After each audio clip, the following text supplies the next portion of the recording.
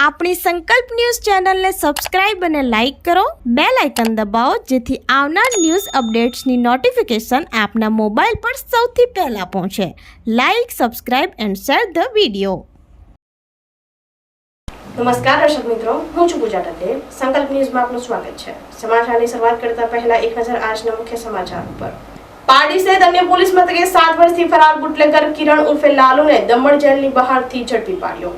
આરોપી સામે પારડી, વાપી, વલસાડ અને ભરૂચમાં પ્રોહિબિશનના ગુનાઓ નોંધાયેલ હોવાનું સામે આવ્યું. વલસાડ જિલ્લા એલસીબીની ટીમે છેલ્લા 7 વર્ષથી પોલીસને ચકમો આપી નાસ્તો ફરતો વોન્ટેડ બુટલેગર આખરે પોલીસના સકંજામાં આવી ગયો છે. વલસાડ એલસીબીની ટીમે બાતમીના આધારે દમણ જેલથી નજીકથી આરોપીને અટકાયત કરી આગળની કાયદેસરની કાર્યવાહી હાથ ધરી છે. વલસાડ જિલ્લા પોલીસ અધિક્ષકની સૂચના મુજબ નાસ્તા ફરતા વોન્ટેડ આરોપીને પકડી પાડવા માટે એલસીબી ટીમ વર્કઆઉટમાં હતી. તે દરમિયાન પોલીસને બાતમી મળી હતી કે પ્રોહિબિશનના ગુનામાં છેલ્લા 7 વર્ષથી વોન્ટેડ આરોપી કિરણ ઉર્ફે લાલુ હરિભાઈ મહિયાવંશી દમણ જેલની બહાર ઉભેલ છે. બાતમીના આધારે એલસીબીની ટીમે દમણ ખાતે દરોડો પાડી 35 વર્ષીય આરોપી કિરણ ઉર્ફે લાલુ રેવાસીના દમણને કોર્ડન કરીને ઝડપી પાડ્યો હતો. પોલીસ તપાસમાં સામે આવ્યું છે કે ઝડપાયેલ આરોપી સામે પારડી, વાપી ટાઉન, વલસાડ સિટી તેમજ ભરૂચના નેત્રંગ પોલીસ સ્ટેશનમાં પ્રોહિબિશન અને અન્ય કલમો હેઠળ કુલ 7 થી વધુ ગુનાઓ નોંધાયેલ છે. આ અંગે વધુ તપાસ પોલીસે હાથ ધરી છે.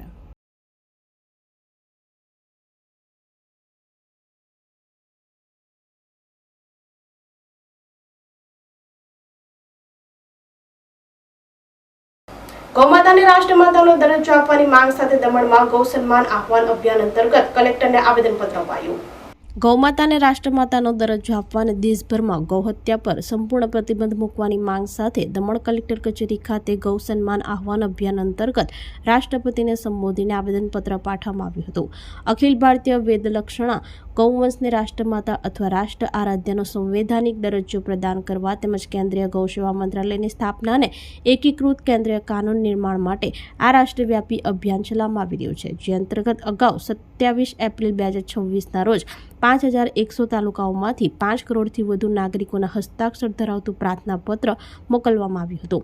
પરંતુ તેના પર કોઈ નક્કર કાર્યવાહી ન થતાં ફરી એકવાર સરકારનું ધ્યાન દોરવા આ સ્મરણ પત્ર આપવામાં આવ્યું છે.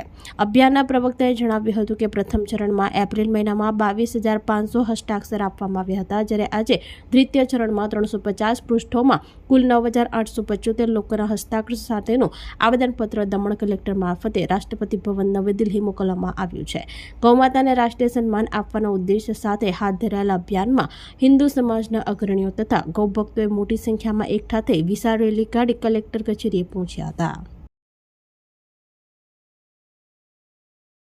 जय गौ माता, जय श्री राम, जय गोपाल. आज गौ सम्मान आह्वान अभियान अंतर्गत यह राष्ट्रीय अभियान है.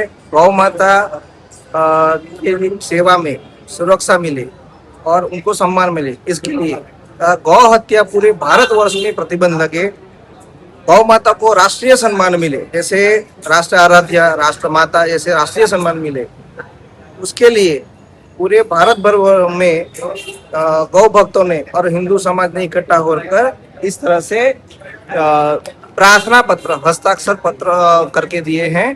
और ये द्वितीय चरण में हमने 9,000 से ज़्यादा हस्ताक्षर दिए हैं. पहले चरण में हमने अप्रैल महीने में 22,500 हस्ताक्षर दिए थे और विनती किया था कि हमारी गौ माता को राष्ट्रीय सम्मान मिले और गौ हत्या पूर्णतः समाप्त हो. यह द्वितीय चरण में हम उनको वापस पुनः स्मरण करा रहे हैं कि हमने अभी 2 महीने पहले आपको जो सामने विषय रखा था उस पर ध्यान दिया जाए.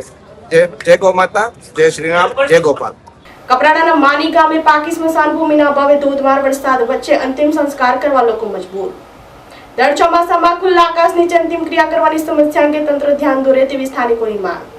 કપરાડા તાલુકાના અંતરિયાળ માની ગામમાં ધોધમાર વરસાદ વચ્ચે પણ મૃતદેહના અંતિમ સંસ્કાર ખુલ્લા આકાશ નીચે કરવાની ફરજ પડતી હોવાનો ગંભીર પ્રશ્ન સામે આવ્યો છે.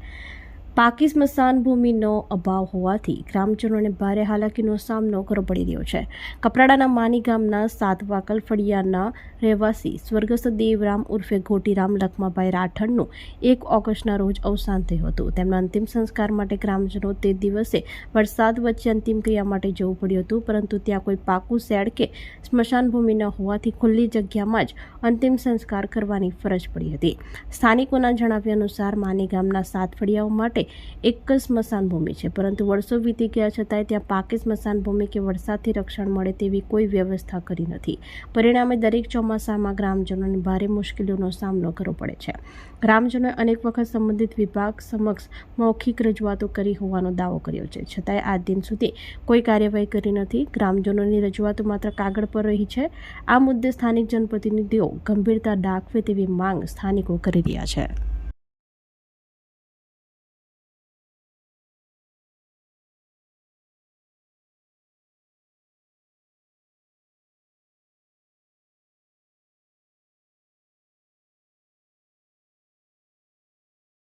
મોતીવાડા લિટલ ફ્લાવર સ્કૂલમાં ફાયર સેફટી અંગે વિશેષ તાલીમ અને ડેમોન્સ્ટ્રેશન યોજાયું.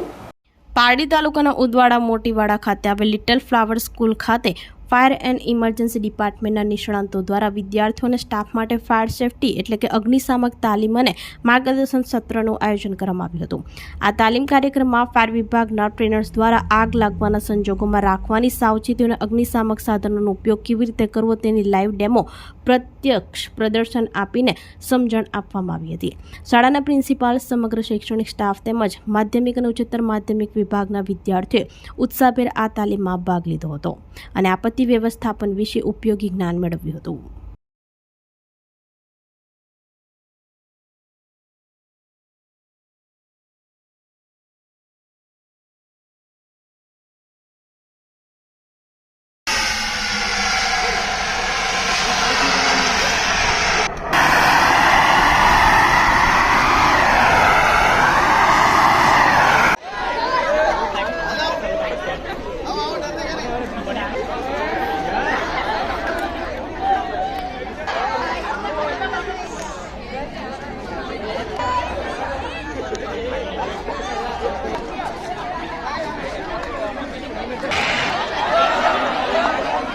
सलामती सबसे ज़्यादा ज़रूरी होती है बिकॉज ऑफ सलाम हमको जो ये ट्रेनिंग देंगे जो पुराने स्टूडेंट हैं उसको पता है सेफ्टी एंड सिक्योरिटी. जब कहीं पे आग लगता है, अभी हमने लास्ट वीक के अंदर हमारे यहाँ पर बहुत सारी जगहों पे पानी भर गया था, तो वो टाइम पे हमको क्या कैसे हेल्प करना है, तो वैसे ही सर हमको समझाएंगे. फायर के अंदर आपको कहीं पर आग लगती है तो हमको क्या करना है. सबसे पहला स्टेप जरूरी होता है कि सिक्योर रहना. Pardi arts and commerce college ખાતે 2 દિવસીય જિલ્લા કક્ષાનો સાયબર સુરક્ષા જાગૃતિ વર્કશોપનો પ્રારંભ. JP Pardiwala arts and commerce college કિલ્લા પારડી ખાતે કેસીજીના કવચ કેન્દ્રના સહયોગથી તેમજ વલસાડ જિલ્લા સાયબર પોલીસ સ્ટેશનના સંયુક્ત ઉપક્રમે આયોજિત 2 દિવસીય જિલ્લા કક્ષાનો સાયબર સુરક્ષા જાગૃતિ વર્કશોપના પ્રથમ દિવસનો પ્રારંભ ઉત્સાહભેર થયો. કાર્યક્રમની શરૂઆત ભારતીય સંસ્કૃતિના પ્રતિકરૂપ તુલસીને જળ અર્પણ કરી કરવામાં આવી હતી. ત્યારબાદ કોલેજના ઇન્ચાર્જ આચાર્ય ડોક્ટર ફાલ્ગુનીબેન દેસાઈના દ્વારા સ્વાગત પ્રવચન આપી વર્કશોપનો હેતુ અને મહત્વ અંગે માહિતી આપવામાં આવી હતી. વર્કશોપના પ્રથમ સત્રમાં વલસાડ જિલ્લા સાયબર પોલીસના પીએસઆઈ ત્રિપાઠી સાહેબ અને તેમની ટીમ દ્વારા સાયબર ગુનાઓના વિવિધ પ્રકારો, ઓનલાઈન છેતરપિંડીથી બચવાના ઉપાયો, સોશિયલ મીડિયા સુરક્ષા, ડિજિટલ પેમેન્ટની સલામતી, સાયબર હેલ્પલાઇન 1930 તથા નાગરિકોની સાયબર સુરક્ષામાં સાવચેતી અંગે વિગતવાર માર્ગદર્શન આપવામાં આવ્યું હતું. સહભાગીઓ સાથે પ્રશ્નોત્તરી પણ યોજાઈ હતી. બીજા સત્રમાં પ્રોફેસર ડોક્ટર દીપેશ શાહ દ્વારા આધુનિક ડિજિટલમાં યુગમાં સાયબર સુરક્ષાનું મહત્વ, સાયબર જોખમો, ડિજિટલ નૈતિકતા અને સુરક્ષિત ડિજિટલ વર્તન અંગે માહિતીસભર અને પ્રેરણાદાયી માર્ગદર્શન આપવામાં આવ્યું હતું. એ રીતે બનીને એ લોકો ફોન કરતા ને ઓફિસ ને બધું આખું એ લોકોનું ગેટઅપ ઓફિસ બધું રેડી જ હોય છે, એટલે તમને જોઈને એમ જ લાગે, વિડીયો કોલ ચાલુ કરો એટલે એમ જ લાગે કે રિયલ છે. અધિકારી બનીને બી ફોન કરતા હોય છે અને પછી એમાં અલગ અલગ વાતો કરે કે તમારે કે ઇલીગલ પાર્સલ છે, એમાં ડ્રગ્સ મળ્યું છે, એ રીતનું. તો એમને બધું ડુપ્લિકેટ, એવું નથી કે એમને પેલા જે ફ્રોડસ્ટર છે આ કીધું કે આ મેટર સોલ્વ કરવાનું છે, આવું છે, તે લોકો બીવડાવે. આ મેટરમાં બી એવું જ હતું, એમને ફેમિલી મેમ્બર્સને જાણ કરવાની ના પાડેલી હતી. તો એ વિડીયો કોલ ઉપર ખોટી જે છે સાઇન સિક્કાવાળી કોર્ટની નકલ બતાવી, એફઆઈઆર બતાવ્યા, તો બી એમને 30 લાખ રૂપિયા આપી દીધા. એમને એમાં પેલા એમને જે જ્યારે વિડીયો કોલ કર્યું તો એ વિડીયો કોલમાં કેવું હોય કે જે આખું અમારી જેમ યુનિફોર્મ પહેરેલું હોય, ઓફિસ તમને દેખાશે આમ કે કોઈ પોલીસવાળાની જ ઓફિસ છે, કોઈ ડીવાયએસપીની એસપીની ઓફિસ હોય અને એમાં યુનિફોર્મ પહેરીને બેસેલા હોય છે, એટલે તમને લાગશે કે રિયલ જ છે.